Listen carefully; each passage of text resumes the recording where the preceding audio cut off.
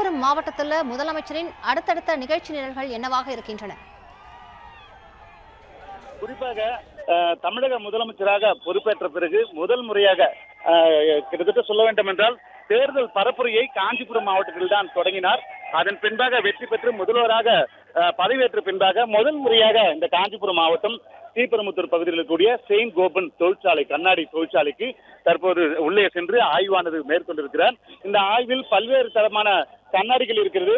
நடைபாதை கண்ணாடி, அதே போன்று சிறிய கண்ணாடி முதல் பெரிய கண்ணாடிகள் உற்பத்தி செய்யக்கூடிய இந்த தொழிற்சாலை 25 ஆண்டுகளுக்கு மேலாக இந்த தொழிற்சாலை இருக்கிறது.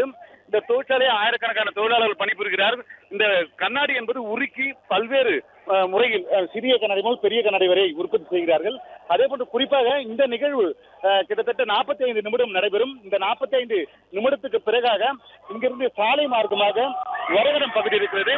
அந்த ஒரகடம் பகுதிக்கு சென்று நிசான் கம்பெனி இருக்கிறது. அந்த ரெனால்ட் நிசான் கம்பெனியில் கார் உற்பத்தி செய்யக்கூடிய மிகப்பெரிய தொழிற்சாலை. இந்த தொழிற்சாலைக்கான பல்வேறு பணிகள் பல்வேறு நாடுகளுக்கு கார் உற்பத்தி ஏற்றுமதி செய்யப்பட்டு வருகிறது. இதிலும் பல்வேறு பகுதியிலிருந்து தொழிலாளர்கள் பணிபுரிகிறார்கள். அந்த தொழிற்சாலையிலும் ஆய்வு மேற்கொண்டிருக்கிறார்.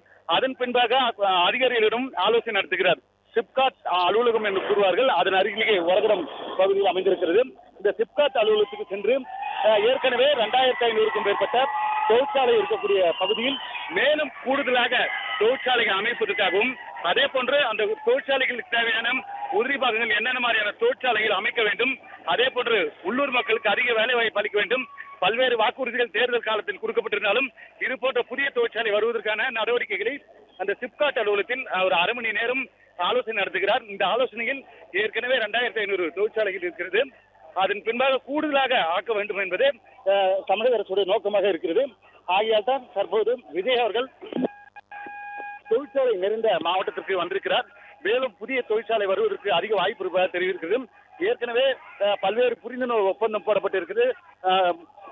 காஞ்சிபுரம் அருகே சிப்காட் பகுதியில் புதிய கார் தொழிற்சாலை வர இருக்கிறதா ஏற்கனவே புரிந்துணர்வு போட்டிருக்கிற சூழ்நிலையில் கூடுதலான பல்வேறு நாடுகளிலிருந்து புதிய தொழிற்சாலை வருவதற்கான அதிக வாய்ப்பு இருக்கிறது. ஆகியால் தான் காஞ்சிபுரம் மாவட்டம் சென்னை புறநகர் பகுதியில் இருக்கக்கூடிய இந்த பகுதியில் தொழிற்சாலைகள் அதிகமாக கூடுதலாக வந்தால் அதிக வேலை வாய்ப்பு இளைஞர்களுக்கு கிடைக்கும், அதே போன்று உள்ளூர் மக்களுக்கும் கிடைக்கும்.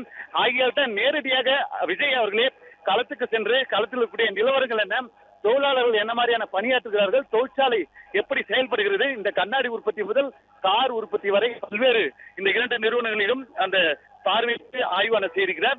அதன் பின்பாக அதிகாரிகளிடம் ஆலோசனை கூட்டம் அந்த சிப்காட் பகுதியில் 3வது நிகழ்ச்சியாக இருக்கிறது.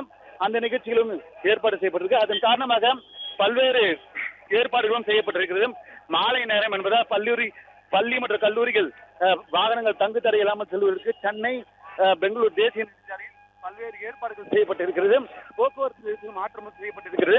இந்த பகுதியில் 500க்கும் மேற்பட்ட போலீசார் பாதுகாப்பு பணியில் ஈடுபட்டிருக்கிறார்கள். இந்த நிகழ்வு என்பது 2 தினங்களுக்கு முன்பாக தான் நிகழ்ச்சி ஏற்பாடு செய்யப்பட்டது. பிரகாஷ், அங்க முதலமைச்சர் வருகையை முன்னிட்டு பாதுகாப்பு ஏற்பாடுகள் எல்லாம் எந்த அளவுக்கு செய்யப்பட்டிருக்கின்றன? எவ்வளவு போலீசார் பாதுகாப்பு பணியில் ஈடுபட்டிருக்கிறார்கள்? விவரங்கள் என்ன? முதலமைச்சர் விஜய் இன்றைய தினம் காஞ்சிபுரம் மாவட்டம் ஒரகடம் பகுதியில பல்வேறு தொழிற்சாலைகளை இன்றைய தினம் பார்வையிட இருக்கிறார்.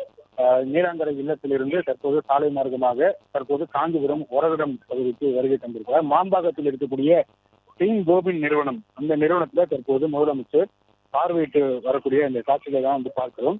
பிரான்ஸ் பன்னாட்டு நிறுவனத்தினுடைய செயின்ட் கோபின் நிறுவனத்துல தற்போது முதலமைச்சர் பார்வையிட்டு வருகிறார். அதன் தொடர்ச்சியாக இங்கே ஒரகடம் பகுதியில் இருக்கக்கூடிய ரெனால்ட் நிசான் கார் உற்பத்தி தொழிற்சாலை, இந்த தொழிற்சாலையை முதலமைச்சர் பார்வையிட இருக்கிறார். அதனைத் தொடர்ந்து ஒரகடம் சிப்காட் பகுதிக்கு சென்று அங்க இருக்கக்கூடிய தொழிற்சாலைகளை முதலமைச்சர் பார்வையிட இருக்கிறார். இதுதான் இன்றைய தினம் முதலமைச்சர் திரு விஜய் பங்கெடுக்கக்கூடிய நிகழ்ச்சிகளுக்கு ஏற்பாடு செய்யப்பட்டிருக்கக்கூடிய நிகழ்ச்சிகள் என்பது குறிப்பிடத்தக்கது.